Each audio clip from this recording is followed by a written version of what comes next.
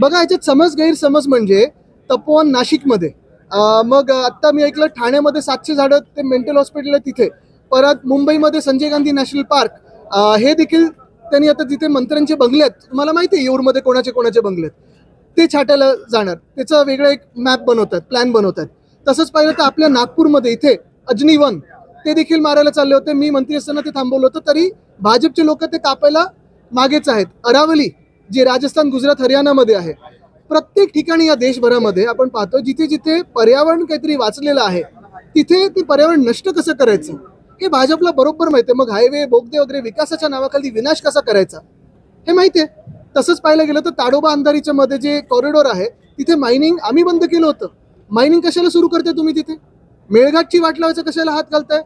Western घाट्समध्ये Sahyadri जो आपला पूर्ण पर्वतमाळा आहे तिथे देखील आहे ना मायनिंग सुरू करायचंय.